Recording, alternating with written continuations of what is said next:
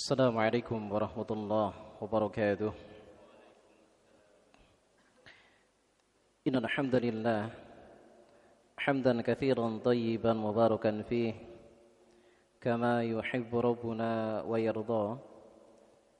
Nashhadu an la ilaha illallah wa nashhadu anna Muhammadan 'abduhu wa rasuluh. Allahumma salli wa sallim wa barik ala Muhammad wa ala alihi wa sahbihi wa man tabi'ahu bi sunnatin la yaumil qiyamah. Rabbi shrah li sadri wa yassir li amri wahlul 'uqdatam min lisani yafqahu qawli. Rabbi zidna ilma warzuqna fahma. Allahumma la sahla illa ma ja'altahu sahla wa anta taj'alul hazna idza syi'ta sahla. Alhamdulillah, jemaah sekalian yang dimuliakan Allah, bersyukur kita kepada Allah Azza wa Jalla atas segala limpahan nikmat serta rahmatnya kepada kita semua. Terlebih nikmat iman dan juga nikmat Islam, nikmat kesempatan, kesehatan, dan juga nikmat kita berkumpul atau hadir di majlis yang mulia di rumah Allah Subhanahu wa taala. Dan ini adalah bagian daripada upaya untuk kita menjadikan diri kita sebagai hamba yang berkualitas di hadapan Allah Subhanahu wa taala. Karena sesungguhnya ketika Allah memandang orang-orang yang dibenci oleh Allah Subhanahu wa taala, itu tidak hanya Allah meletakkan atau memandang kepada orang-orang kafir, orang-orang Yahudi ataupun orang-orang Nasara, melainkan kebencian yang sangat besar pula itu ketika Allah memandang kepada hamba-hambanya yang mengaku diri menghambakan Allah Subhanahu wa taala, akan tetapi mereka di atas kebodohan di dalam mengenal Allah Jalla Jalaluh. Inilah yang disabdakan oleh Nabi alaihi salatu wasallam di dalam hadis riwayat Imam At-Tirmidzi. Hadisnya hadis hasan sahih. Rasulullah alaihi salatu wasallam menyampaikan, inna abghadar rijali indallah alimun 'anid dunya wa jahilun 'anil akhirah. Sesungguhnya manusia yang paling dibenci di sisi Allah, orang yang paling dibenci di sisi Allah Azza wa Jalla, di samping daripada orang-orang kafir, adalah mereka yang merasa diri Islam, mereka yang merasa diri mukmin, akan tetapi mereka jauh dari ilmu agama. Mereka alimun 'anid dunya, mereka pintar dalam urusan agama. Ketika berbicara terkait masalah perkara-perkara duniawi, mereka mungkin yang sampai profesor, S1, S2, S3 sampai profesor. Tapi ketika berbicara terkait masalah ilmu agama, sangat nihil dari kualitas ilmu yang mereka dapatkan. Inilah yang menjadikan kita terus bersungguh-sungguh di dalam menjadikan diri kita, jemaah sekalian dimuliakan Allah, untuk terus berada di majelis ilmu, agar tentunya kita mendapatkan percikan-percikan ilmu yang sehingga kita menjadi hamba-hamba yang berkualitas di sisi Allah Subhanahu wa taala. Rasulullah sallallahu alaihi wasallam ingatkan juga kepada kita di dalam hadis yang sahih bahwasanya majtama'a qaumun fi baitin min buyutillah. Tidaklah suatu kaum itu berkumpul di rumah Allah Azza wa Jalla, yatluna kitaballah wa yatadarasunahu bainahum, yang mana ketika mereka berkumpul di rumah Allah, mereka saling mengajarkan ilmu. Ada yang mengajarkan ilmu, ada yang mendengarkan ilmu. Illa, kecuali Allah akan memberikan 4 hal kepada mereka. Dan 4 hal ini adalah sejatinya kebahagiaan yang selalu kita dambakan di dalam kita mengarungi kehidupan di dunia. Terlebih kita mendambakan kebahagiaan yang akan kita dapatkan ketika di akhirat nanti. Apa itu? Yang pertama adalah nazarat alaihimus sakinah. yaitu Allah akan senantiasa memberikan ketenangan hidup kita. Allah akan memberikan kebahagiaan di setiap langkah kehidupan kita. Jemaah sekalian, kebahagiaan dan ketenangan tidak pernah Allah letakkan dan tidak pernah Allah berikan kepada orang-orang yang mungkin mereka memiliki harta yang banyak, akan tetapi mereka sangat jauh daripada ilmu agama. Seiring bertambahnya hartanya, seiring bertambahnya kenikmatan dunia yang Allah berikan kepada mereka, tidak pernah Allah menjanjikan Allah pun akan selalu memberikan kebahagiaan dan kenikmatan kepada mereka. Tidak, jemaah sekalian. Tapi kenikmatan, ketenangan serta kebahagiaan kehidupan di dunia ini itu bersyarat. Syaratnya itu adalah ketika kita semakin dekat kepada Allah Subhanahu wa taala. Ini yang pertama yang didapatkan bagi mereka yang senantiasa menimba ilmu agama. Kemudian yang kedua adalah wahafathumul malaikah. Orang-orang yang berada di majelis-majelis ilmu, mereka akan senantiasa dinaungi oleh para malaikatnya Allah Subhanahu wa taala. Bentuk daripada naungan para malaikat disebutkan oleh Al-Imam An-Nawawi rahimahullahu taala di dalam kitabnya Al-Adhkar. Beliau sampaikan bagian daripada bentuk para malaikat itu menaungi para penuntut ilmu adalah apa yang mereka minta, apa yang mereka pintakan kepada Allah di setiap doa-doa mereka, dipastikan Allah Subhanahu wa taala akan mengabulkannya. Kenapa? Karena di setiap pinta doanya mereka kepada Allah, apapun bentuknya, itu langsung diaminkan oleh para malaikatnya Allah Subhanahu wa taala. Kemudian yang ketiga adalah wa ghasyiyatuhumur rahmah. Yang didapatkan oleh orang-orang yang berada di majelis ilmu adalah mereka senantiasa diberikan cinta, kasih sayang oleh Allah Subhanahu wa taala. Jemaah sekalian, kita semua faham bahwasanya amal ibadah kita walaupun menjanjikan untuk kita mendapatkan surganya Allah Subhanahu wa taala, tapi itu bukanlah suatu kepastian. Tapi kepastian daripada kita mendapatkan surganya Allah Subhanahu wa taala, dan kepastian ini adalah kepastian yang sifatnya itu adalah bersyarat. Apa itu? Seseorang mendapatkan surganya Allah Subhanahu wa taala itu harus disebabkan karena ridho dan cintanya Allah Subhanahu wa taala. Maka salah satu daripada upaya untuk kita mendapatkan cinta dan ridhonya Allah Subhanahu wa taala adalah terus kita berada di majelis-majelis ilmu. Maka inilah Rasulullah sallallahu alaihi wasallam ingatkan kepada kita, la yadkhulul jannata ahada minkum bi'amalihi. Sekali-kali kalian mendapatkan surga semata-mata bukan disebabkan karena amalan kalian. Hadis ini hadisnya hadis sahih. Ya, ini mengingatkan kepada kita bahwasanya surga itu bukan semata-mata didapatkan disebabkan karena amalan kita. Coba kita lihat bagaimana baginda Rasulullah sallallahu alaihi wasallam, seorang nabi, seorang rasul yang paling dekat dengan Allah Subhanahu wa taala. Itu beliau menyampaikan demikian.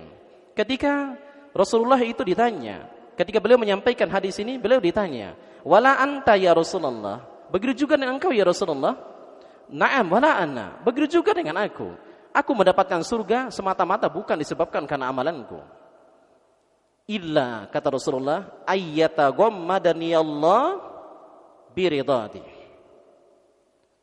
Kecuali disebabkan karena ridhonya Allah Subhanahu wa taala. Disebabkan karena cintanya Allah Subhanahu wa taala. Jemaah sekalian, kita lihat di dalam catatan-catatan sejarah bahwasanya apa yang kurang dengan amalan baginda Rasulullah SAW yang sampai jangankan sholat wajibnya, jangankan amalan wajibnya, yang sholat malamnya saja ataupun amalan-amalan sunnah yang lainnya, terutama itu adalah sholat malamnya, sampai kakinya itu bengkak. Tapi ternyata Rasulullah itu tidak mengatakan bahwasanya aku mendapatkan surga disebabkan karena amalanku ini. Tidak. Tapi tetap disebabkan karena ridha dan rahmatnya Allah Subhanahu wa taala. Disebabkan karena cintanya Allah Subhanahu wa taala. Sebaliknya, kita perhatikan apa yang disampaikan oleh Rasulullah SAW dalam hadis yang lain. Hadis riwayat Imam Tirmidzi dalam kitab Jami'ut Tirmidzi. Hadisnya hadis sahih. Ini hadisnya cukup populer, Pak.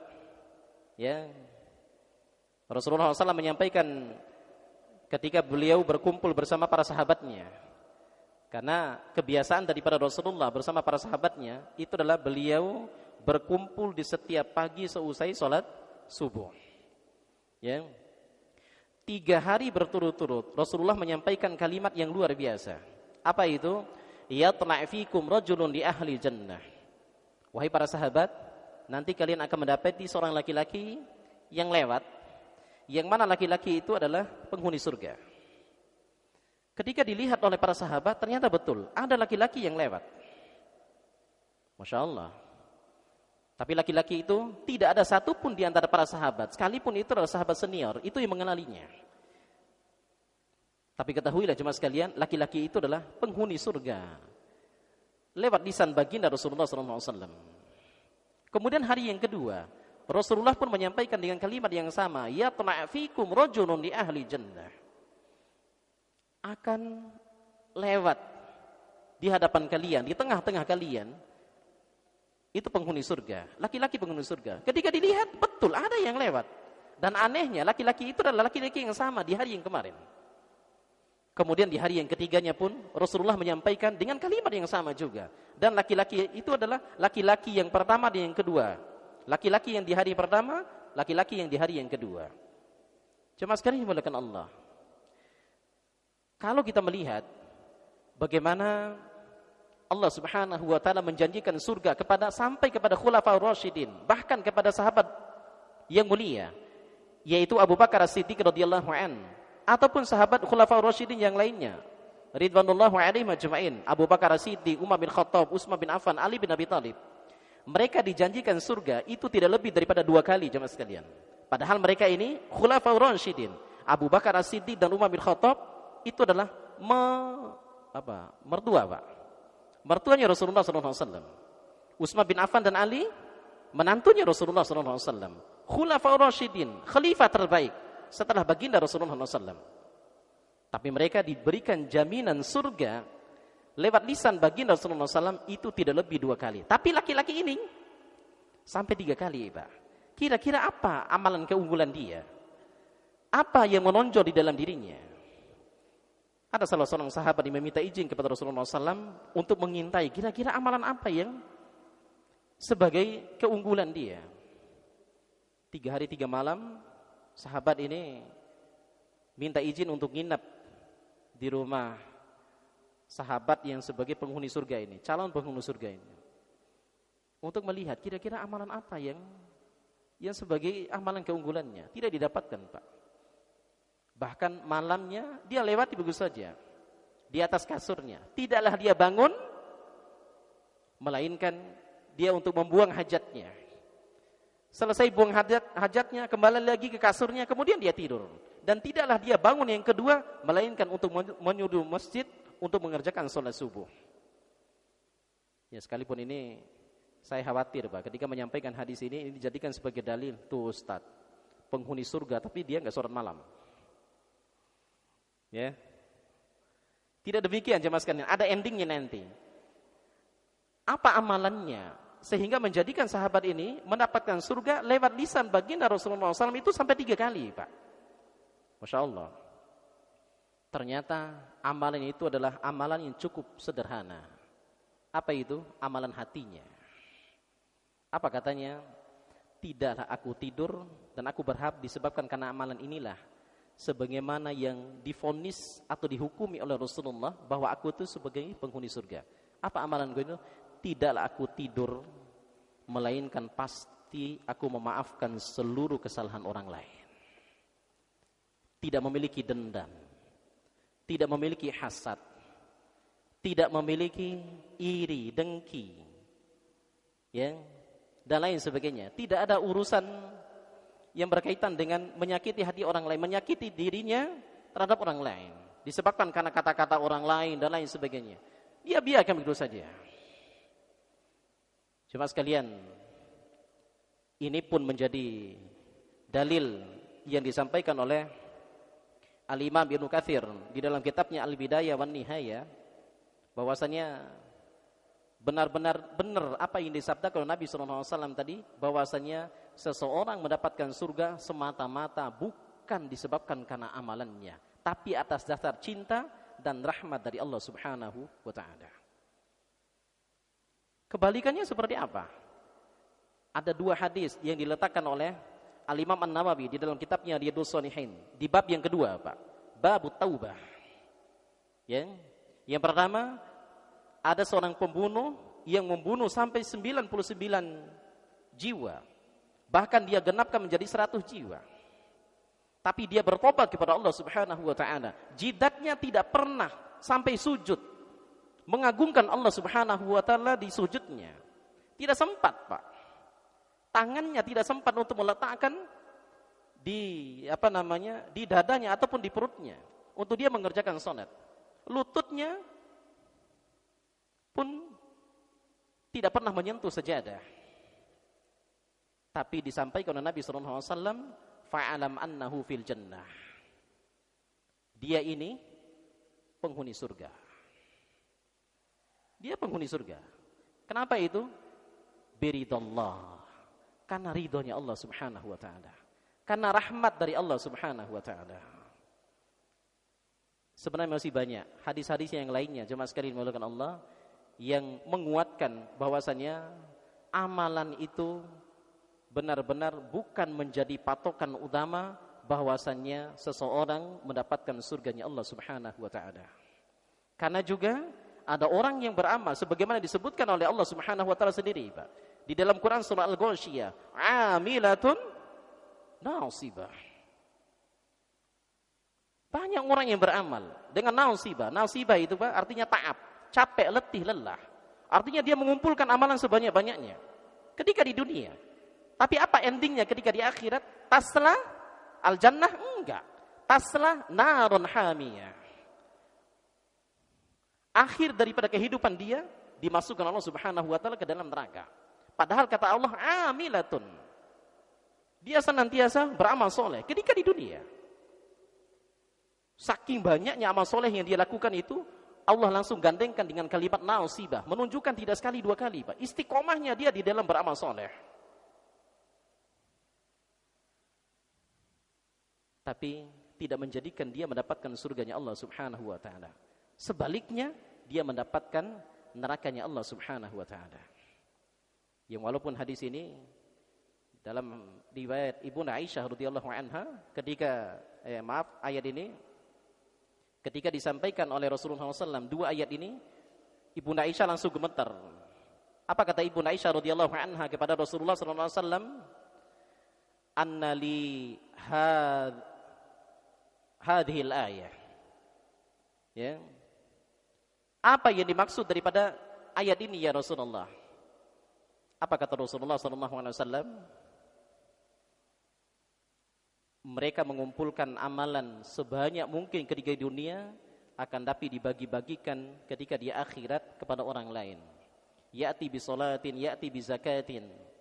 Itulah orang yang bangkrut. Ya.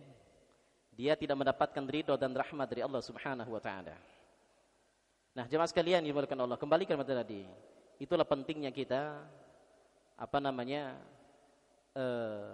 sejenak berkumpul, sejenak duduk di majelis yang mulia ini, sesibuk apapun kita. Ya, sesibuk apapun kita. Kalau kita benar-benar jujur ingin mendapatkan keberkahan daripada kehidupan kita, luangkan waktu, jangan menunggu waktu luang. Ya, Pak. Jangan menunggu waktu luang. Terkadang kan kita banyak berbicara berkah. Tahu enggak kita hakikat berkah itu apa? Ya. Makanya Imam Hasan Al-Basri rahimahullahu taala beliau menyampaikan ketika beliau ditanya, "Wahai Imam, ma hiyal barakah?" Apa itu keberkahan? Kata beliau, "Al-barakatu," keberkahan itu adalah ziyadatul khair fi ta'atillahi jalla jalaluh. Bertambahnya kebaikan di dalam ketaatan kepada Allah Subhanahu wa taala. Apakah terkadang kita memandang seperti ini, Pak? Alhamdulillah, saya mendapatkan keberkahan hari ini. Lantaran disebabkan karena gajinya itu ditambahkan oleh bosnya. Diberi reward oleh bosnya. Diberi surprise oleh bosnya. Padahal belum tentu, itu bukan patokan daripada keberkahan. Tapi patokan daripada keberkahan itu, jemaah sekalian dimulakan Allah, itu adalah seiring bertambahnya kenikmatan, bertambah juga ketaatan dia kepada Allah Subhanahu wa taala. Maka inilah yang disampaikan oleh Al-Imam Ibnu Hazm, yang dikutip oleh Al-Imam Ibnu Rajab Al-Hambali dalam kitabnya Jami' Ulum wal Hikam. Apa yang disampaikan oleh Imam Ibnu Hazm? Kullu ni'matin la tuqarribu minallah fahiya baliyah. Setiap kenikmatan ditambah terus kenikmatan itu oleh Allah, tapi la tuqarribu minallah, tidak menjadikan kamu semakin dekat kepada Allah Subhanahu wa taala, fahiya baliyah. Suatu saat pasti akan menjadi musibah. Bukan kenikmatan lagi, tapi dia akan berubah menjadi musibah. Ini jemaah sekalian dimuliakan Allah, di antaranya juga adalah berkaitan dengan bagian kenikmatan, Pak. Kenikmatan berumah tangga, kenikmatan kita memiliki istri, kenikmatan kita memiliki anak. Kemana kita mendidik anak-anak kita? Kemana kita mendidik keluarga kita? Kemana kita mendidik istrinya kita? Kita mau bawa kemana mereka? Jemaah sekalian, Allah sebutkan di dalam Al-Quran, ya ayyuhalladzina amanu qu anfusakum wa ahlikum nara. Wahai orang-orang beriman, Allah panggil dengan sebutan cinta dan kasih sayangnya, nidaul khas, panggilan secara khusus. Ada dua panggilan di dalam Al-Quran, Pak. Ada namanya nidaul am, yang diawali dengan ya ayyuhan nas, yang merasa diri manusia, siapapun dia. Hatta sampai orang kafir pun masih memiliki kesempatan untuk kembali kepada Allah Azza wa Jalla. Tapi di sini panggilan yang secara khusus, yang Allah panggil khususnya orang-orang yang memiliki keimanan kepada Allah Azza wa Jalla, yang merasa dirinya beriman kepada Allah Azza wa Jalla. Apa kata Allah? Qu anfusakum. Benar enggak keimananmu itu? Bagaimana cara melihat benarnya keimanan seseorang? Berdasarkan ayat ini, bagaimana dia mendidik anak-anaknya, bagaimana dia mendidik istrinya, bagaimana dia mendidik keluarganya di rumah. Jemaah sekalian dimuliakan Allah, ini maaf di mana-mana sering saya sampaikan ketika membahas masalah pendidikan anak, karena qadarullah memang hari ini saya diminta sama Pak Sukardi itu untuk menyampaikan masalah pendidikan anak, Pak ya. Ini terus terang saya sampaikan, terlebih kita sebagai bapak-bapak, Pak. Ya, jangan sampai keberadaan kita di rumah itu layaknya itu adalah mesin ATM. Ya, Pak. Ketika dibutuhkan masalah material saja keberadaan kita. Pak, kebutuhan anak kita di rumah, emang mereka besar kebutuhannya terhadap masalah itu. Bahkan mereka tidak bisa sekolah yang tinggi-tinggi, bahkan tidak bisa melanjutkan sekolah, disebabkan karena keterbatasan masalah ekonomi. Tapi semata-mata bukan hanya disebabkan karena itu, bukan semata-mata hal itu yang dibutuhkan oleh mereka. Tapi ada yang lebih, kedekatan secara emosional, kedekatan secara pendidikan, dan lain sebagainya. Coba kita tanyakan pada diri kita, kira-kira anak kita, Pak, mereka bisa, surah Al-Fatihah yang kelak ketika mereka mengerjakan sholat, di setiap rakaat sholatnya mereka akan membaca surah Al-Fatihah itu, kira-kira mereka tahunya dari mana, Pak? Ya, Pak ya? Mereka belajarnya dari mana, Pak?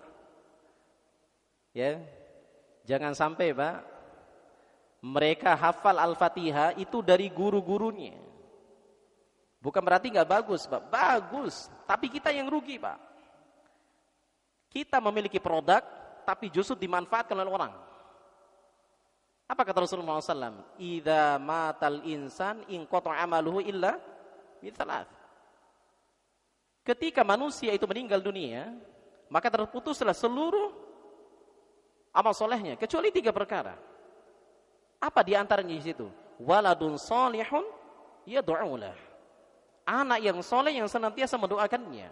Di antaranya juga itu adalah solehnya anak, itu adalah ketika dia mengerjakan solat, dia senantiasa membaca Al-Fatihah. Tapi lihat, Al-Fatihah yang dia baca di setiap rakaat solatnya, itu siapa yang mengajarinya? Bukankah Al-Fatihah tersebut, ataupun di setiap huruf yang mereka baca dari Al-Quranul Karim, kalau ada pahalanya itu dibagi-bagikan kepada orang, maka yang kali pertama yang berhak untuk mendapatkan pahala ketika mereka menyebutkan ayat-ayat dari Al-Quran itu, huruf-huruf dari Al-Quran itu adalah siapa yang mengajarkan mereka, siapa yang membenarkan bacaan mereka, siapa yang menitipkan hafalan kepada mereka, Pak. Ya, Pak.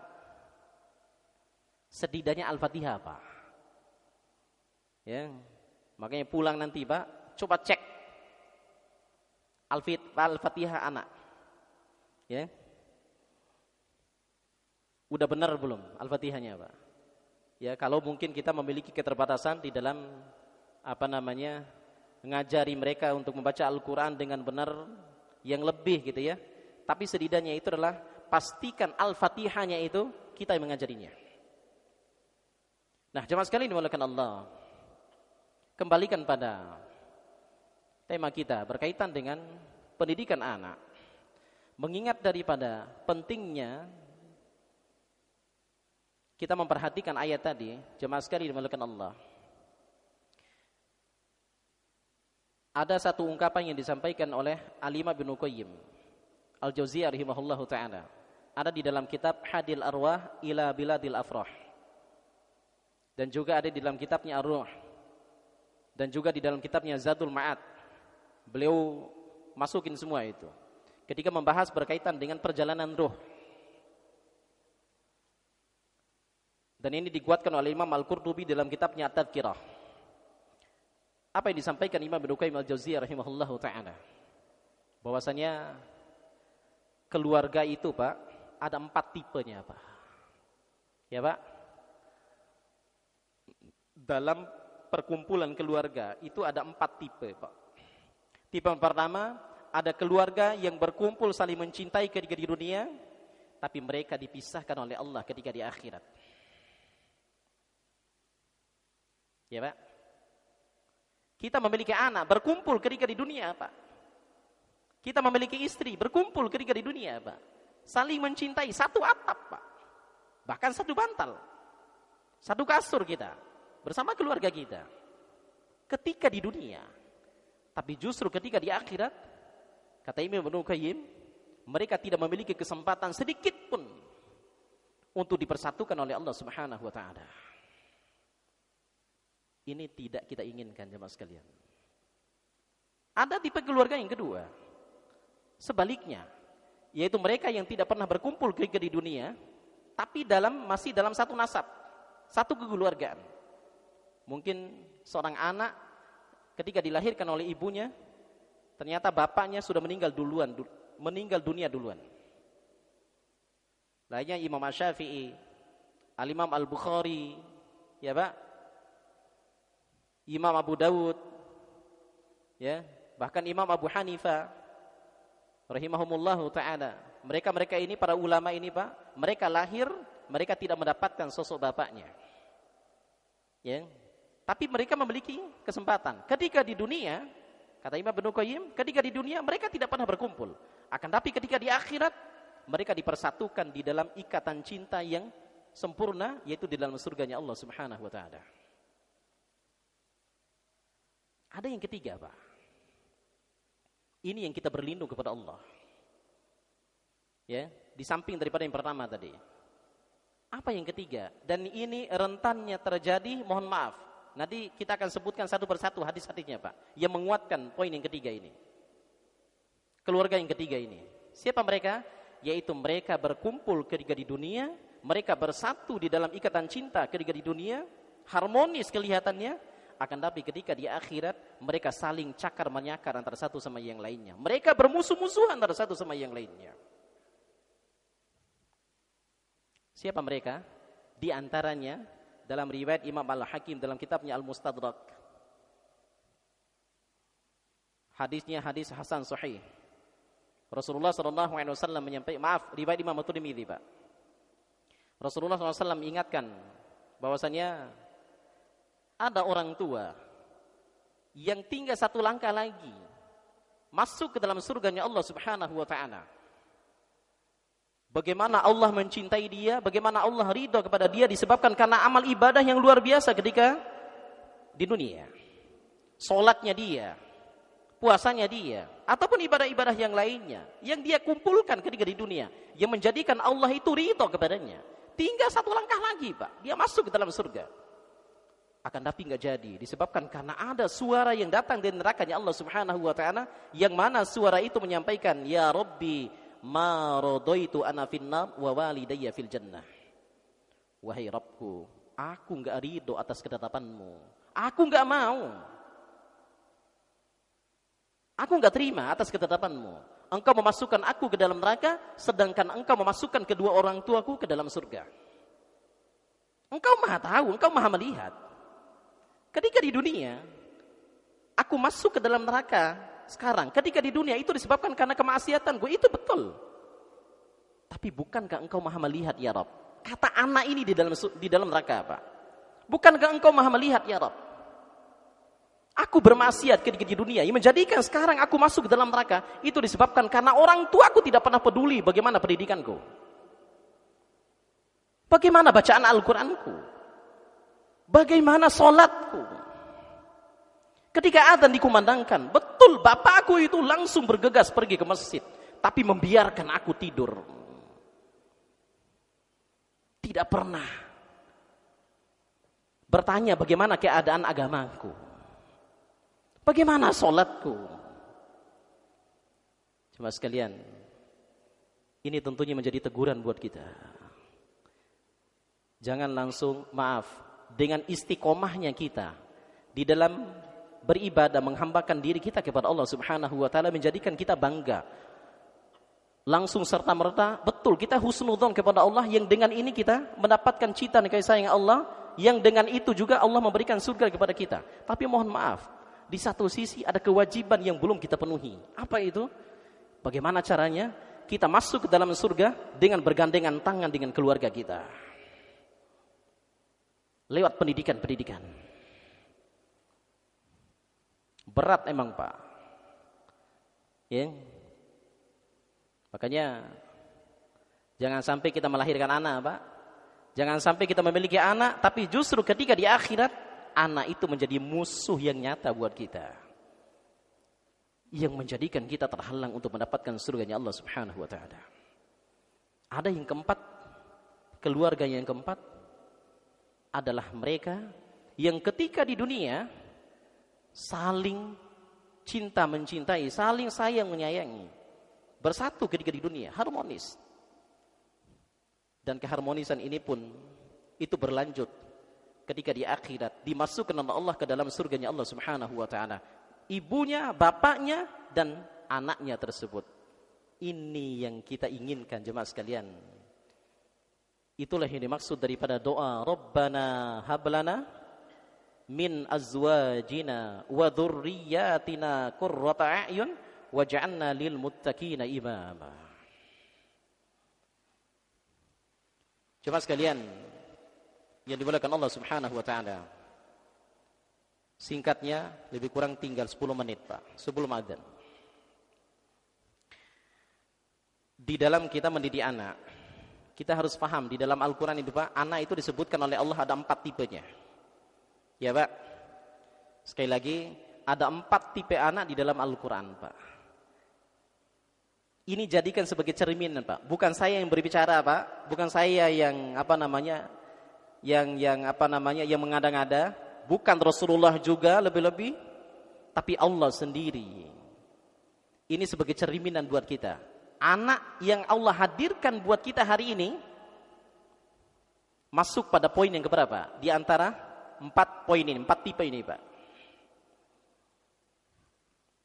Tipe anak yang pertama disebutkan oleh Allah Subhanahu wa taala sebagai fitnah bagi orang tuanya. Allah berikan anak tapi hanya menjadi fitnah buat orang tuanya. Ia menjadikan orang tuanya malu. Allah sebutkan di dalam Quran surah At-Taghabun, surah yang ke-64 ayat ke-15. Apa kata Allah?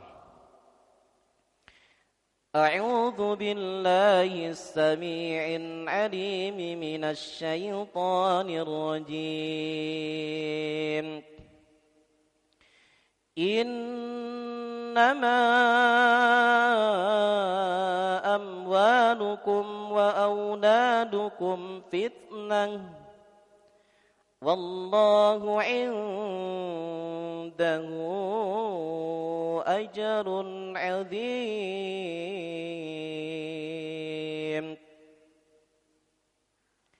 Sesungguhnya hartamu dan anak-anakmu hanyalah fitnah. Apa fitnah, Pak? Cobaan. Hanyalah fitnah, cobaan bagimu. Dan di sisi Allah lah pahala yang besar. Makanya ketika diberikan anak yang mungkin dikatakan anak itu, maaf, nakal, ya, tidak taat, berarti menunjukkan anak itu statusnya masuk pada tipe yang pertama ini, Pak. Ya, Pak. Masuk pada tipe yang pertama ini. Ingat, Pak, anak itu seperti itu, ingatlah, itu adalah ujian ataupun cobaan buat kita sebagai orang tua. Itu pertama. Kemudian yang kedua, jemaah sekalian, Allah sebutkan di dalam Quran surah yang sama. Mundur satu ayat, di ayat yang ke-14. Yang mana anak sebagai musuh bagi orang tuanya. Ini menjadi musuh, Pak. Ya. Apa kata Allah? Ya ayyuhalladzina amanu inna min azwajikum wa auladikum aduwwan lakum fahdharuhum wa in ta'fu wa tasfahu wa taghfiru fa innallaha ghafurur rahim. Wahai orang-orang yang beriman, sesungguhnya di antara istri-istrimu dan anak-anakmu ada yang menjadi musuh bagimu. Kalimatnya jelas, Pak. Aduwan lakum. Menjadi musuh bagi kalian. Yang tadi kita tuh sebutkan hadisnya tadi, Pak. Ya, musuhnya mungkin bukan ketika di dunia, Pak. Tapi anak menjadi musuh nanti ketika di akhirat. Makanya jemaah sekalian dimuliakan Allah. Cek, maaf, fasilitas yang kita berikan kepada mereka. Jangan sampai, maaf, mereka bermaksiat lewat fasilitas yang kita berikan. Wallahi saya sampaikan, besar tanggung jawab kita sebagai orang tua di hadapan Allah Subhanahu wa taala. Hadis yang tadi jelas, Pak. Ada anak, ada orang tua yang tinggal satu langkah lagi masuk ke dalam neraka. Tapi Allah mentakdirkan anak itu sebagai musuh bagi dia. Ada di dalam neraka. Apa kata anak tadi? Aku enggak ridho engkau memasukkan aku ke dalam neraka, sedangkan engkau memasukkan kedua orang tuaku ke dalam surga. Di dunia aku banyak bermaksiat, betul. Aku bermaksiat lewat fasilitas yang diberikan oleh kedua orang tuaku. Aku minta ini, aku minta itu, langsung dikasih. Malam minggu, maaf, aku pacaran. Tidak pernah ditegur oleh kedua orang tuaku. Keluar rumah, anak perempuan, Pak, keluar rumah, enggak pernah ditegur, padahal rambutku kelihatan, auratku kelihatan. Dayuth, bapakku seorang dayuth, laki-laki yang tidak memiliki kecemburuan. La yanzuru ilaihim, la yukallihimullah, wa la yanzuru ilaihim. Laki-laki dayuth itu, Pak, laki-laki yang tidak akan pernah dilihat oleh Allah. Laki-laki yang tidak akan diajak bicara oleh Allah. Jangan kita memiliki suami, jangan kita menjadi seorang suami, kita menjadi seorang bapak terhadap anak kita yang mereka membuka aurat, mereka yang pacaran dan lain sebagainya, akan tapi kita tidak memiliki kecemburuan, Pak. Ya, Pak. Nah, jemaah sekalian dimulakan Allah. Ini anak yang kedua itu menjadi musuh dia untuk orang tuanya di kemudian hari, yaitu ketika di akhirat.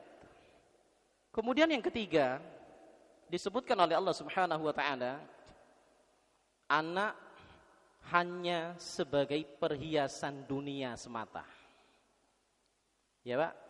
Allah sebutkan di dalam Quran surah Al-Kahfi di ayat yang ke-46. A'udzu billahi minasy syaithanir rajim. المال والبنون زينة الحياة الدنيا والباقيات الصالحات خير عند ربك ثوابا وخير أملا. Harta dan anak-anak adalah hanyalah perhiasan semata, perhiasan kehidupan dunia. Cuma sekalian, apa itu? Maaf. Anak yang sukses dalam tanda kutip masalah urusan duniawi. Nah, kamu sekolah, kalau enggak di sekolah, kalau enggak sekolah di sini, nanti maaf Pak, ini perlu untuk saya sampaikan ini. Ya. Karena terkadang kita memasukkan anak di pondok, memasukkan anak di sekolah, itu bayangannya itu adalah untuk mendapatkan mata pencarian nanti, agar mereka bisa sekolah, agar mereka bisa melamar kerja, mereka mendapatkan pekerjaan ini, pekerjaan itu. Salah, Pak. Itu bukan pendidikan, Pak. Pendidikan itu disebutkan oleh Allah di dalam Al-Qur'an cuma 2, Pak. Ya, Pak. Seluruh lembaga, Pak, kalau lembaga itu dikatakan lembaga pendidikan, harus melahirkan 2 hal, Pak. I'dilu huwa aqrabu littaqwa. Apa, Pak? Cuman 2 saja, Pak. Keadilan dan ketakwaan. Itu pendidikan, Pak. Ya, Pak. Pendidikan itu 2 itu. Harus melahirkan 2 hal ini. Anak yang adil dan anak yang bertakwa kepada Allah Subhanahu wa taala. Yang sekalipun mungkin mereka tidak sekolah, Pak. Makanya sering saya sampaikan di mana-mana, boleh orang itu tidak sekolah, tapi jangan sampai tidak berilmu. Ya, Pak. Silakan saja enggak sekolah, tapi jangan sampai tidak belajar. Ya, Pak. Jangan sampai tidak belajar. Nah, jemaah sekalian dimuliakan Allah. Maaf, jangan sampai kita memasukkan anak di dalam suatu lembaga, di dalam suatu pendidikan tadi, lembaga pendidikan, itu hanya semata-mata disebabkan karena pandangan itu adalah pandangan dunia, dan dunia. Kemudian yang terakhir, karena waktu, yang keempat, anak sebagai qurrata a'yun. Ya, anak sebagai qurrata a'yun. Insyaallah kita akan lanjutkan nanti. Ya, Pak ya. Kaitan dengan bagaimana kiat-kiatnya di dalam mendidik anak insyaallah, dan bagaimana nanti kita akan jelaskan juga sedikit beberapa poin kaitan dengan peran ayah terhadap anak. Wallahu a'lam bishawab. Dalil-dalilnya kaitan dengan poin yang keempat nanti insyaallah lanjut nanti. Wallahu a'lam bishawab.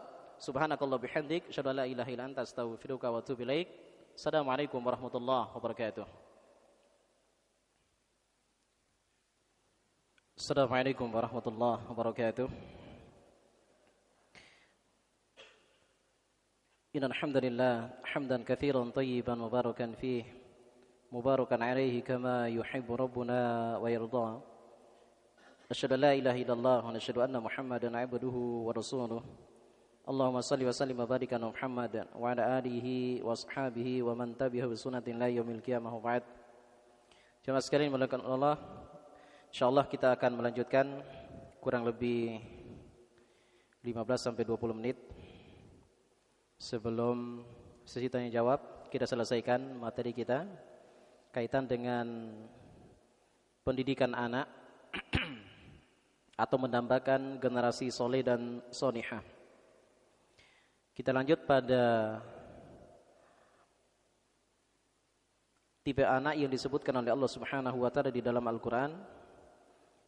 Yang tadi pada tipe yang keempat yang disebutkan oleh Allah di dalam Quran surah Al-Furqan di ayat yang ke-74. Yang mana anak sebagai qurrata a'yun. Yang kami ulangi, ada 4 tipe anak di dalam Al-Quran yang disebutkan oleh Allah Subhanahu wa ta'ala. Yang pertama adalah anak sebagai fitnah bagi orang tuanya. Allah sebutkan di dalam Quran surah At-Taghabun, surah yang ke-64 di ayat yang ke-15. Kemudian tipe anak yang kedua adalah anak yang sebagai musuh bagi orang tuanya. Allah sebutkan di dalam Quran surah yang sama, yaitu At-Taghabun di ayat yang ke-14. Kemudian yang ketiga adalah tipe anak yang sebagai perhiasan dunia bagi orang tuanya. Allah sebutkan di dalam Quran surah Al-Kahfi, surah yang ke-18 di ayat yang ke-46. Kemudian yang terakhir, tipe yang keempat adalah anak sebagai qurrata a'yun. Allah sebutkan di dalam Quran surah Al-Furqan di ayat yang ke-74. Allah Azza wa Jalla berfirman, A'udzu billahi minasyaitonir rajim. Walladzina yaquluna rabbana hab lana min azwajina wa dzurriyyatina qurrata a'yun waj'alna lil muttaqina imama. Dan orang-orang berkata, ya Tuhan kami, anugerahkanlah kepada kami istri-istri kami dan anak keturunan kami sebagai penyenang hati kami. Jadi Allah sebutkan di sini ada anak yang sebagai penyenang hati, penyenang jiwa, yang disebut dengan qurrata a'yun. Nah, jemaah sekalian dimuliakan Allah, inilah tipe anak yang kita dambakan. Inilah tipe anak yang kita impikan. Makanya doa ini, Pak, doa yang diajarkan langsung oleh Allah Subhanahu wa ta'ala, tentunya jangan sampai kita luput darinya ketika kita mengangkat tangan meminta kepada Allah dari segala macam urusannya kita, dari apa yang kita inginkan. Jangan pernah lupa untuk mencantumkan doa ini, Pak. Ya, Pak. Makanya ketika turun ayat ini, Rasulullah SAW itu tidak pernah lupa untuk selalu mencantumkan kalimat ini di setiap untaian doa beliau. Nah, perlu kami jelaskan jemaah sekalian, oleh karena doa ini adalah doa yang sangat agung. Doa ini adalah doa yang diperintahkan oleh Allah sendiri untuk kita senantiasa meminta kepadanya agar kita dikaruniai keturunan yang solih dan solihah, agar kita dikaruniai anak yang qurrata a'yun. Cuma sekalian, ada kalimat yang sangat menarik di dalam doa ini. Agar tentunya kita sedikit mentadaburi dulu, Pak. Ya. Kalimat terakhirnya adalah waj'alna lil muttaqina imama. Ya Allah, jadikanlah kami, jadikanlah anak keturunan kami sebagai imamnya orang-orang yang bertakwa. Cuma sekalian, ayat ini atau doa ini diajarkan langsung oleh Allah Subhanahu wa ta'ala. Allah memberikan pemahaman kepada kita bahwasanya kalau kita memiliki cita-cita untuk anak kita, saya mulai dari awal, Pak. Kitanya yang harus memiliki cita-cita, Pak, untuk anak kita. Bukan kita tanyakan terlebih dahulu kepada anak, "Nak, apa cita-citamu?" Tapi kita dulu sebagai orang tua. Ini Allah ajarkan dalam ayat ini, Pak. Anak pertama saya mau cita-citakan kemana? Mau jadi apa dia? Apa kira-kira profesinya? Kitanya, Pak, sebagai orang tua, tidak secara langsung kita tanyakan kepada anak. Keliru. Ya, Pak. Tapi kita minta proposal dulu kepada Allah Subhanahu wa ta'ala. Kita ajukan proposal dulu kepada Allah. Biar Allah yang memperlihatkan kepada kita kira-kira anak ini arahnya kemana ini. Ya Pak. Kemudian kita bantu aksesnya menuju cita-citanya itu. Kalau sekiranya cita-citanya itu adalah baik. Tapi menariknya ayat ini Pak. Allah sampaikan, kalau kamu punya cita-cita untuk anakmu, maka ikutilah ayat ini. Apa itu? Lil muttaqina imama wa ja'alna lil muttaqina imama. Ya Allah, jadikanlah aku, jadikanlah anak keturunanku, jadikanlah keluargaku menjadi imam orang-orang yang bertakwa. Pak, bukan wa ja'alna lil muttaqin. Bukan. Tapi ada kalimat imama.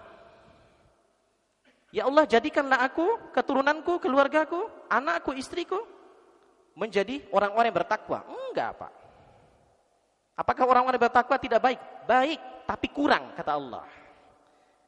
Makanya ada istilah apa, Pak? Cita-citalah setinggi langit. Ayat ini, Pak, kenapa? Artinya kalau kita minta cita-cita, Pak, atau kalau kita menginginkan cita-cita, cita-cita yang paling tinggi. Di sini Allah sebutkan lil muttaqina imama. Kalau ada orang perkumpulan orang-orang bertakwa di situ, ya Allah, anakku sebagai imamnya orang-orang bertakwa. Kalau ada perkumpulan para hafidz Quran, ya Allah, jadikanlah aku, jadikanlah keturunanku itu adalah para penghafal Al-Quran. Enggak. Allah tidak mengajarkan demikian sebagai cita-cita kita. Enggak. Tapi gurunya para penghafal Al-Quran. Imamnya para penghafal Al-Quran. Ya, harus tinggi cita-cita, Pak. Makanya Rasulullah ajarkan kepada kita, salillah li jannatil firdaus fa innaha jannatul a'la. Kalau kamu minta, mintalah surga Firdaus, karena Firdaus itu adalah surga yang paling tinggi. Ya Allah, jadikanlah anakku menjadi TNI, ya Allah, luluskan dia, ya Allah. Kurang tepat, Pak. Ya Allah, jadikanlah anakku sebagai jenderal. Ya Pak. Ya Allah, jadikanlah anakku sebagai polisi, luluskan dia untuk masuk polisi. Kurang tepat. Berdasarkan ayat ini, Pak. Ya Pak, berdasarkan ayat ini. Tapi imamnya, kepalanya, ketuanya, pemimpinnya, itu yang kita minta. Ya Allah Ustaz, siapa saya? Lah, yang menjadikan anak Bapak siapa? Apakah Bapak? Enggak. Allah. Allah. Bukan kita, jemaah sekalian dimuliakan Allah. Makanya terkadang, maaf, ayat ini selalu kita pinta di setiap untayan doa kita kepada Allah Subhanahu wa taala, namun terkadang kita luput daripada, maaf, pemahaman yang benar yang dimaksudkan oleh Allah di dalam ayat ini. Yang penting takwa, yang penting saleh, yang penting solihah. Bukan itu yang diinginkan oleh Allah. Tapi ada kalimat terakhirnya, endingnya, penutup daripada ayat ini adalah imama. Imam. Bukan hanya sekedar makmum. Imam bukan hanya sekedar sebagai orang yang bertakwa. Bukan hanya sekedar sebagai orang yang beriman. Tapi pemimpin. Di mana perkumpulan orang-orang yang beriman, anakkulah sebagai pemimpinnya orang-orang yang beriman. Di mana perkumpulan orang yang bertakwa, anakkulah sebagai perkumpulan orang-orang yang bertakwa. Apa pemimpinnya orang-orang yang bertakwa? Di mana perkumpulan orang-orang baik, anakkulah pemimpinnya mereka. Makanya harus tinggi cita-cita kita, Pak. Kita yang dari orang tua dulu, yang bikin proposal kepada Allah, kira-kira anak kita mau dibawa kemana nanti. Nah, jemaah sekalian dimuliakan Allah. Lalu bagaimana kiat yang disampaikan oleh Allah Subhanahu wa taala di dalam Al-Qur'an? Agar tentunya anak kita menjadi anak yang qurrata a'yun, anak yang salih dan salihah, pemimpinnya orang-orang yang bertakwa. Cuma sekalian dimuliakan Allah, sebelum kita sampaikan kiat-kiatnya, setidaknya ada 5 poin saja, ada 5 kiat nanti yang akan kita kaji. Bagaimana upaya untuk kita membina, mendidik anak kita menjadi anak yang solih dan solihah, muslih muslihah. Cuma sekalian,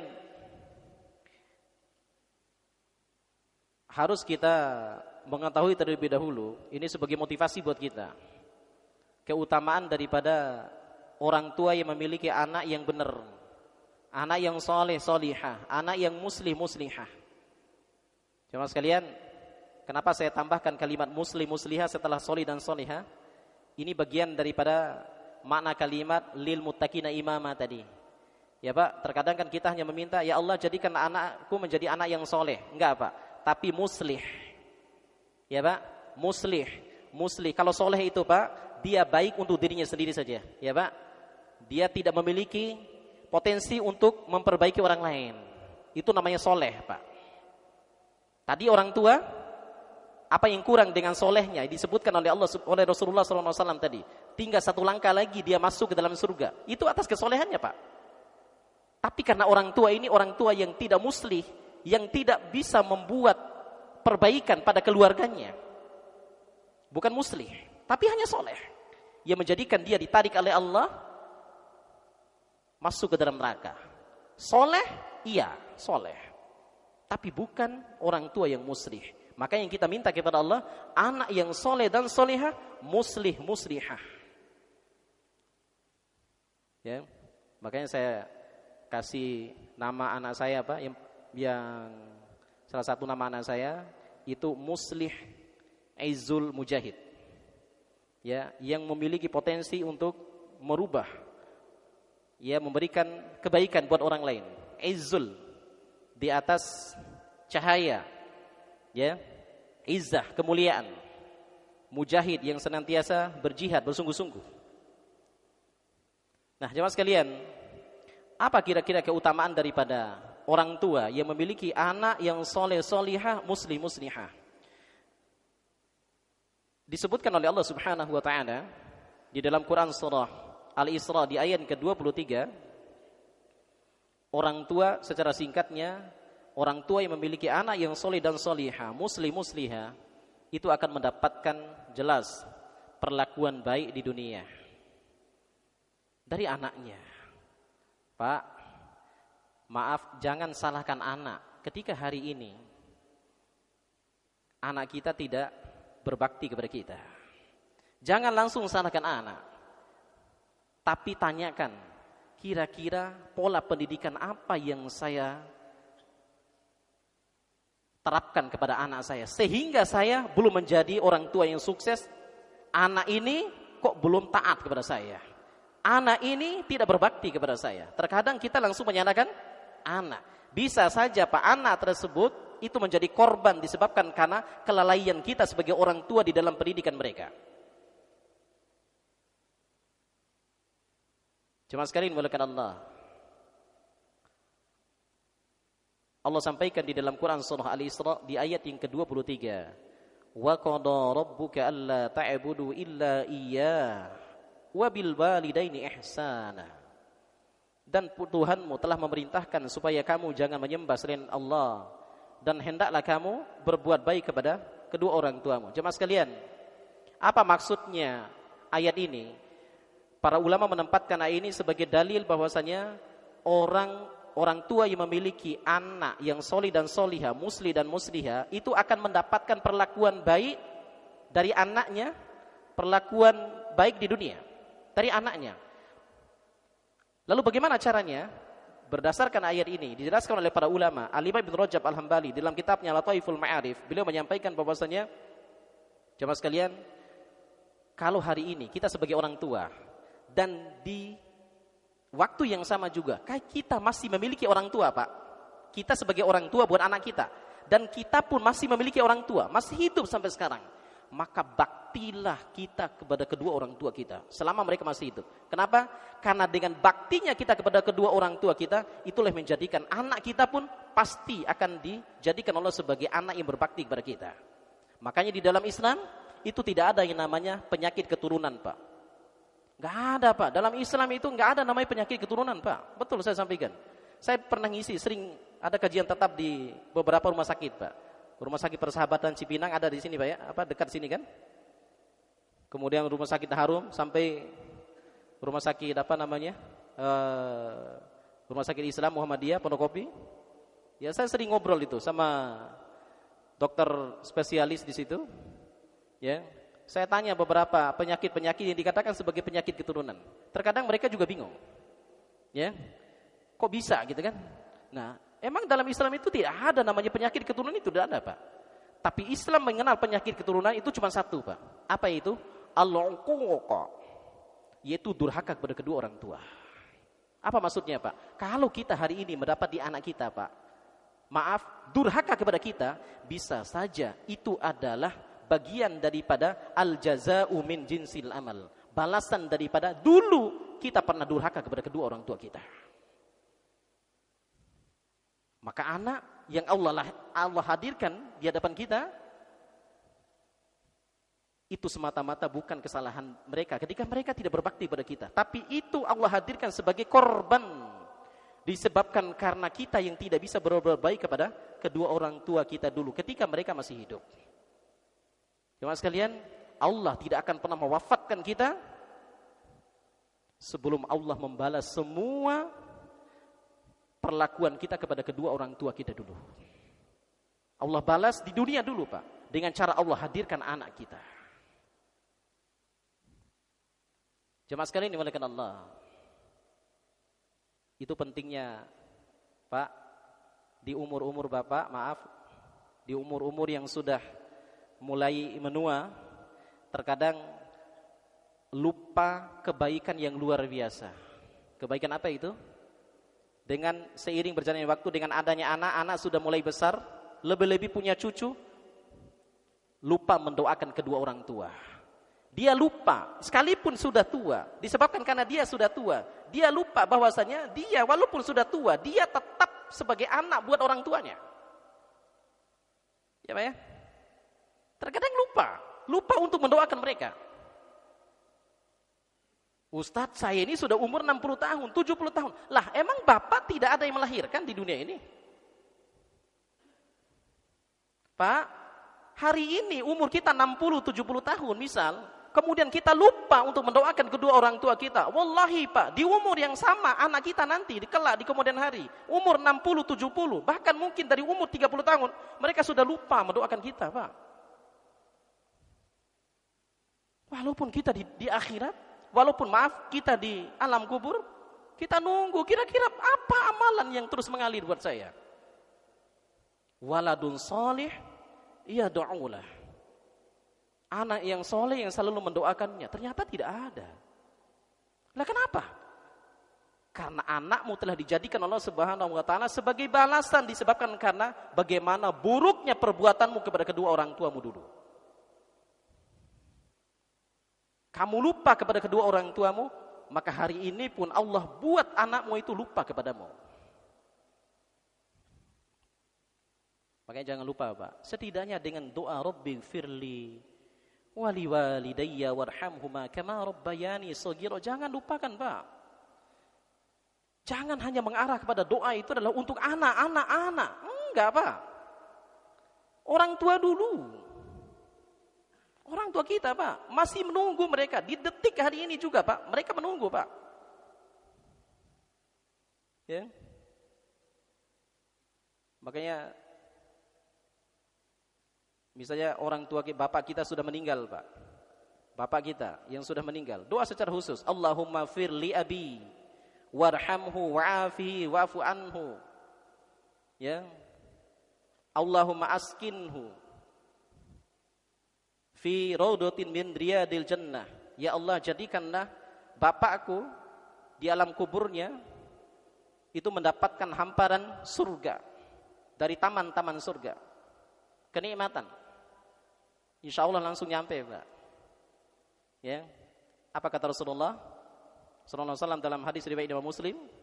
Kemudian orang tua itu bertanya, di alam kubur itu orang tua itu bertanya kepada Allah, "Anna li hadza ya Rabb?" Kenapa aku mendapatkan ini ya Rabb? Apa kata Rasulullah? Jawaban dari Allah Subhanahu wa taala kepada orang tua yang mendapatkan kenikmatan di alam kubur ini disebabkan karena doa dari kita, bistighfari waladikalak. Itu disebabkan karena anakmu senantiasa mendoakanmu. Anakmu senantiasa memohonkan ampun dari dosa-dosamu. Masya Allah. Kemudian di kemudian hari ketika kita di alam kubur pun insya Allah kita akan mendapatkan hal yang sama. Anak-anak kita di dunia akan mendoakan kita juga, insya Allah. Sebagaimana halnya hari ini, kita mendoakan mereka. Cuma sekali ini dimuliakan Allah, itu diantara doa manfaat daripada kita mendapatkan anak yang soleh dan solihah, muslih dan muslihah.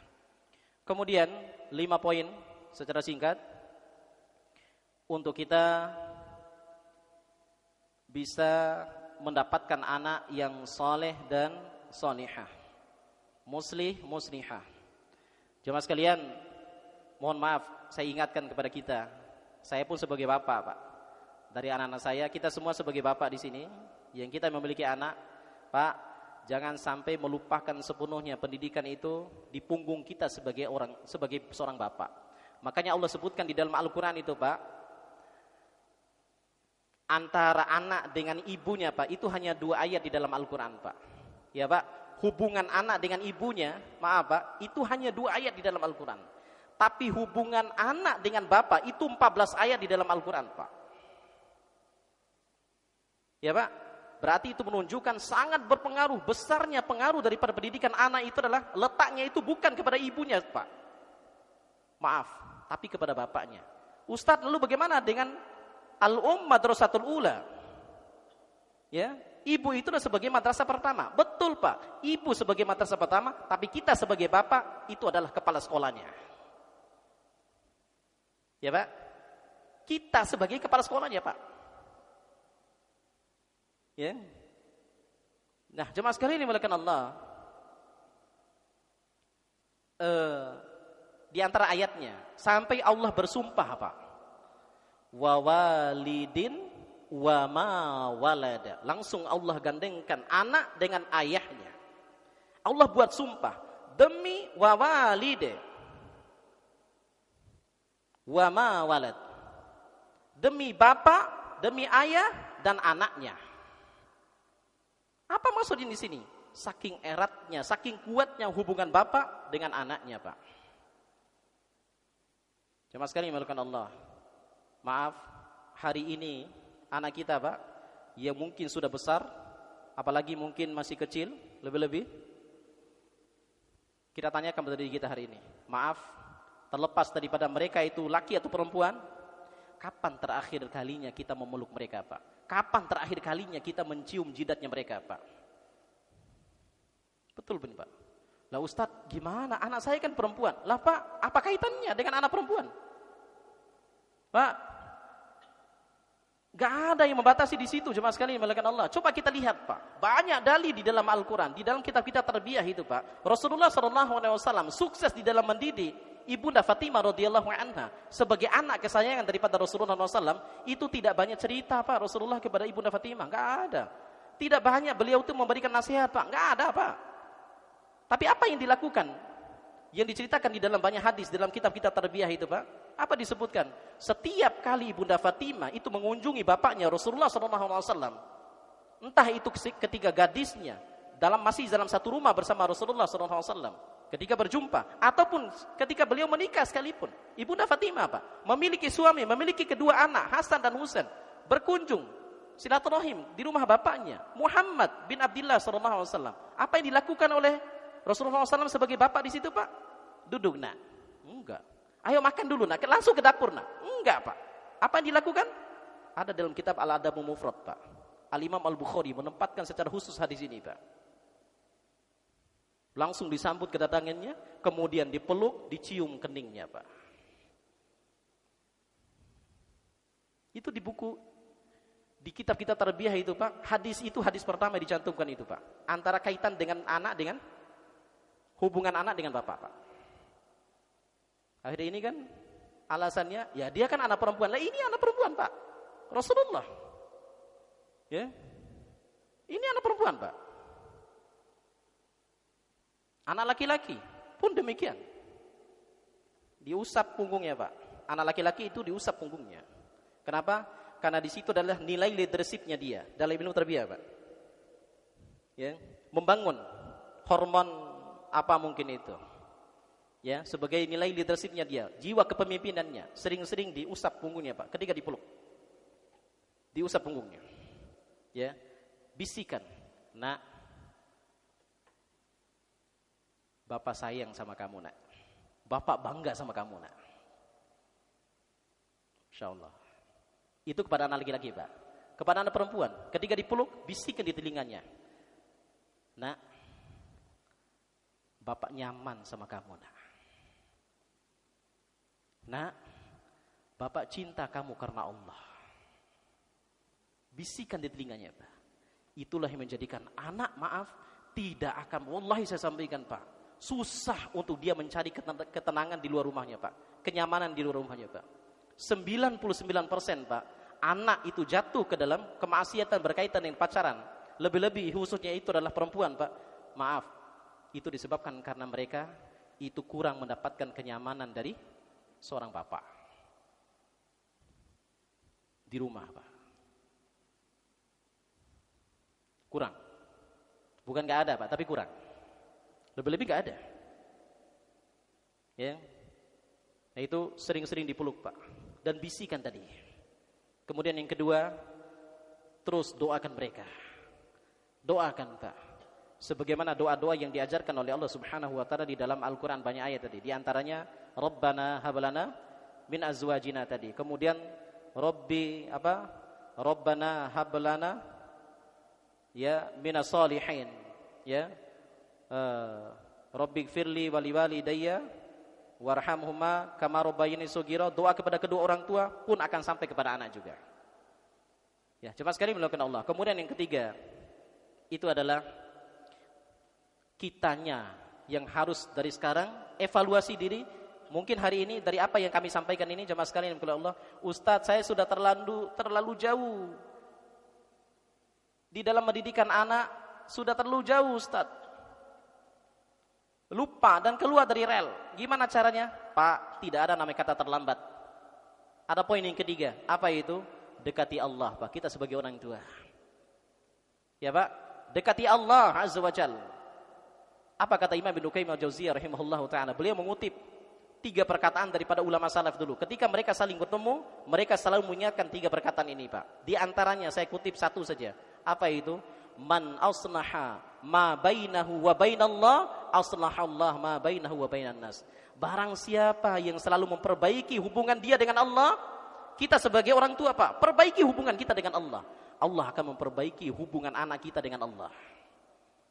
Allah perbaiki hubungan anak kita dengan kita. Perbaiki hubungan dia. Perbaiki hubungan kita dengan Allah Subhanahu wa taala. Masalah apa tadi yang kita bicarakan tadi, Pak? Masalah warisan, masalah ini, maaf, Pak, tidak perlu untuk terlalu kita pikirkan. Kenapa? Warisan dan lain sebagainya itu adalah rizki bagian dari Allah. Maaf, jangan terlalu sok ngatur masalah urusan Allah, Pak. Kita saja belum tentu orang tua kita dulu memikirkan, Pak. Ya, mereka sibuk beribadah kepada Allah. Bisa saja kita mendapatkan keberkahan pekerjaan di sini, Pak. Itu disebabkan karena mereka beribadah kepada Allah. Orang tua kita yang benar-benar taat kepada Allah Subhanahu wa taala. Makanya Allah sampaikan di dalam Quran surah Al-Kahfi, Pak. Surah yang kita baca malam Jumat ini, Pak. Di ayat yang ke-82, apa Allah sebutkan? Wa ammal jidaru fakana li gulamaini yatimaini fil madinati wa kana tahtahu kanzul lahumā wa kana abuhuma shalihan. Nabi Musa alaihi wasallam pernah diperintahkan oleh Allah Subhanahu wa taala untuk menimba ilmu kepada salah seorang nabi. Namanya Khidir alaihi wasallam. Dalam perjalanannya, Khidir itu membuat banyak hal keanehan. Di antaranya itu dia membangun suatu tembok yang sangat tinggi. Emang untuk apa tembok ini, kata Musa? Apa kata Nabi Khidir alaihi wasallam? Tembok ini sebagai penghalang. Di balik tembok ini ada kanzun, ada harta yang melimpah ruah. Untuk apa? Lahuma liyatimaini. Untuk kedua anak yatim. Pertanyaannya, Pak, kenapa anak yatim, kedua anak yatim ini mendapatkan harta yang melimpah ruah? Itu ada dalam Quran surah Al-Kahfi itu, Pak. Jawabannya Allah hadirkan itu. Jawaban dari Nabi Khidir alaihi wasallam, fakana abuhuma shaliha. Anak ini mendapatkan harta waris yang tidak akan pernah habis, dengan kalimat kanzun, Pak, bukan malun. Harta yang tidak akan pernah habis, Pak. Itu disebabkan karena fakana abuhuma shaliha. Karena bapaknya adalah bapak yang soleh. Kedua anak yatim ini memiliki bapak dulu ketika di dunia, bapaknya itu adalah bapak yang soleh. Cuma sekali ini mulakan Allah. Mungkin cukup 3 ini saja, Pak. Ya, sebagai pegangan buat kita semuanya, agar tentunya kita di dalam pendidikan anak, ya, itu menjadi orang tua yang sukses, yang menjadikan anak kita menjadi anak yang solih dan solihah, muslih dan muslihah insyaallah. Terakhir, mungkin saya sampaikan, jangan pernah membentak anak, Pak. Ya, Pak ya, jangan pernah membentak anak. Jangan, Pak. Ya, saya pesan kepada kita semua, Pak, jangan pernah membentak anak. Karena satu kali bentakan itu susah untuk menumbuhkan kepercayaan diri kepada mereka, Pak. Susah. Hilang kepercayaan dirinya. Ya, tahan lisan kita, Pak. Apapun bentuk kesalahan yang mereka lakukan, jangan sampai dibentak anak itu, Pak. Lebih baik langsung dipukul, Pak, daripada dibentak. Ya, kalau kita tidak bisa menahan amarah kita. Wallahu a'lam bishawab. Mungkin itu yang bisa kami sampaikan. Sebelum azan Isya, mungkin ada hal yang perlu didiskusikan, silakan, Pak. Izin sana Ustaz. Oh iya, silakan. Bismillah, assalamualaikum warahmatullahi wabarakatuh. Assalamualaikum. Barakallahu fiik Ustaz. Barakallah. Ada 2 pertanyaan Ustaz. Pertama, kita sudah berusaha mendidik anak dalam hal pendidikan dari tingkat SD sampai setaraf dengan SMA.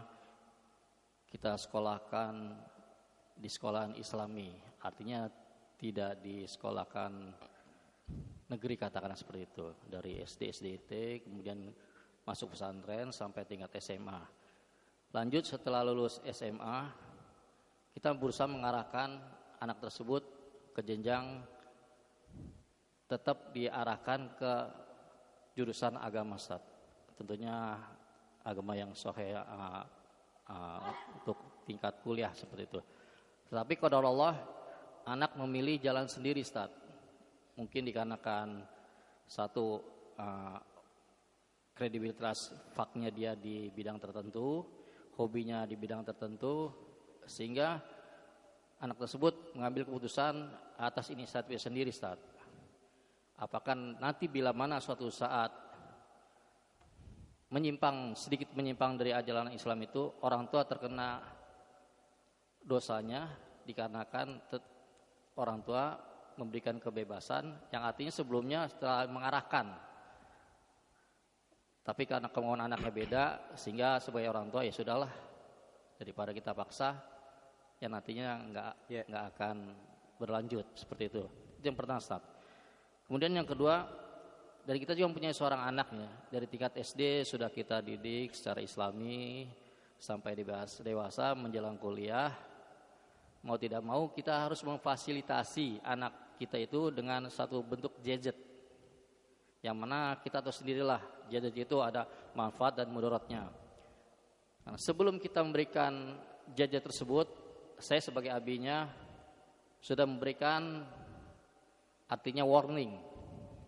Ini abi belikan gadget dengan syarat abi ikhlas bila mana digunakan dengan hal-hal yang bermanfaat.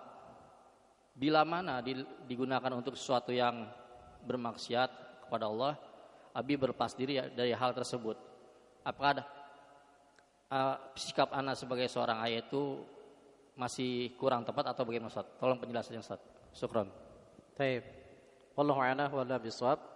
Ada 2 pertanyaan tadi. Yang pertama, ada 2 jawaban yang pertama.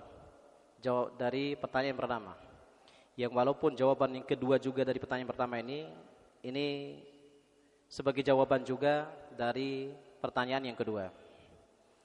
Yang pertama, kita memasukkan anak ke pesantren, Pak, atau mendidik anak, itu bukan berarti mengharuskan untuk mereka menjadi seorang ustadz atau ustadzah.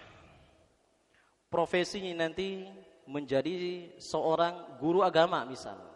Kamu harus menjadi seorang ustadz, kamu harus menjadi ulama. Tidak demikian jemaah sekalian. Maaf, siapa kita dibandingkan dengan baginda Rasulullah SAW? Dari puluhan sampai ratusan ribu para sahabat, Pak. Ya, Pak. Yang dibina oleh Rasulullah SAW, itu hanya 300-an yang menjadi ulama, Pak. Dan di antara ulama yang 300-an itu hanya beberapa puluhan juga yang benar-benar di bidangnya masing-masing itu. Ya, Pak, di bidang agama tersebut. Menunjukkan bahwasanya apakah yang hanya sisanya ini menjadi ulama ini yang semata-matanya dijamin masuk surga? Enggak. Enggak, Pak. Ada yang di bidang bahasa yang dikirim ke Yunani, yang sampai ke Mesir, kemudian diajak lagi disuruh kembali oleh Rasulullah, disuruh lagi belajar lagi yang mana?